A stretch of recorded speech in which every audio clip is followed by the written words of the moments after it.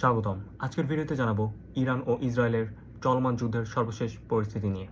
2026 সালের 28শে ফেব্রুয়ারি যুক্তরাষ্ট্র ও ইসরায়েল যৌথভাবে ইরানে বড় ধরনের বিমান হামলা চালায়, যেখানে ইরানের সামরিক ঘাঁটি, ক্ষেপণাস্ত্র এবং নেতৃত্ব ব্যবস্থাকে লক্ষ্য করা হয়। এই হামলায় ইরানের সর্বোচ্চ নেতা আয়াতুল্লাহ খামেনি নিহত হন, যা মধ্যপ্রাচ্যে বড় ধরনের রাজনৈতিক ও সামরিক সংকট তৈরি করে। এরপর ইরান পাল্টা হামলা শুরু করে। তারা মিসাইল ও ড্রোন ব্যবহার করে ইসরায়েল এবং মধ্যপ্রাচ্যের বিভিন্ন মার্কিন ঘাঁটিতে আঘাত হানে। পাশাপাশি উপসাগরীয় অঞ্চল, তেল স্থাপনা এবং জাহাজেও হামলার ঘটনা ঘটেছে। বর্তমানে সংকটের 12 দিন সময় পার হয়েছে এবং উভয় পক্ষের হামলা অব্যাহত রয়েছে। ইরানের দাবি অনুযায়ী এই যুদ্ধে 1300-র বেশি বেসামরিক মানুষ নিহত হয়েছে এবং হাজার হাজার স্থাপনা ক্ষতিগ্রস্ত হয়েছে। এদিকে বিশ্ব স্বাস্থ্য সংস্থা জানিয়েছেন যুদ্ধের ফলে হাসপাতাল ও স্বাস্থ্যকেন্দ্রেও হামলা হয়েছে, অনেক মানুষ বাস্তুচ্যুত হয়েছে এবং মানবিক সংকট বাড়ছে।